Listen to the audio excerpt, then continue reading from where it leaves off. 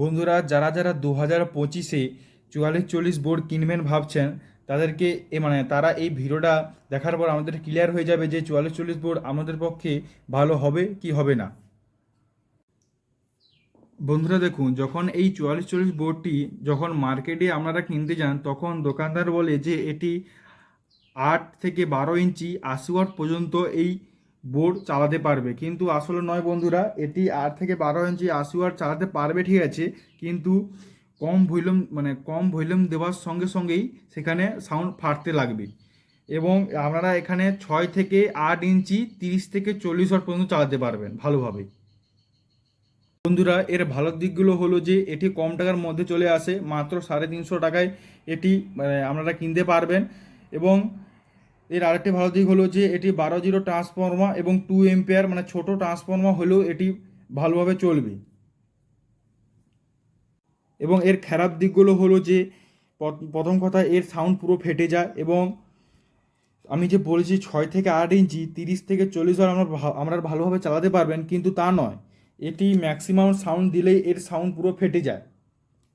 এবং বন্ধুরা, এটা যদি আপনারা বাড়ির মধ্যে চালাতে চান তাহলে সাউন্ড একদম ঠিক থাকবে, কিন্তু বাড়ির বাইরে চালালে এর সাউন্ড পুরো ফেটে যাবে। কারণ বাইরে চালালে আপনারা সাউন্ড পুরো ফুল দিয়ে চালাবেন, তাই সাউন্ড পুরো ফেটে যাবে। যদি আপনারা বাড়ির মধ্যে চালাতে চান তাহলে এই বোর্ডটি আপনাদের পক্ষে ভালো হবে, বা বাড়ির বাইরে চালালে এই বোর্ডটি আপনাদের পক্ষে ভালো হবে না। এবং আপনারা যদি বাড়ির বাইরে চালাতে যান তাহলে 30-55 বোর্ড কিনতে পারেন। এবং এই ভিডিওর পর 30-55 বোর্ডেরও রিভিউ দেবো আমরা।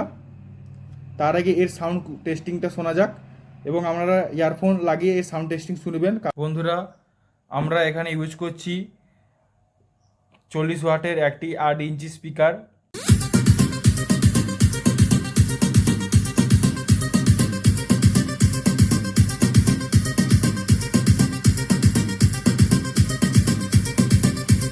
DJ Fedoy Remix, Salboni se.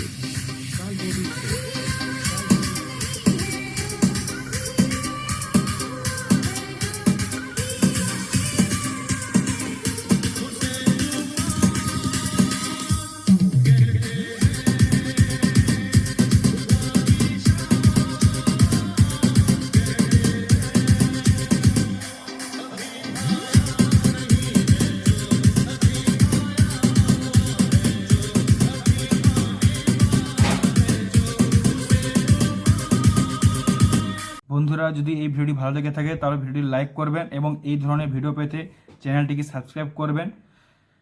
এবং এর পরের ভিডিও আমরা 30-55 উপর 30-55 বোর্ডের উপর নিয়ে আসবো।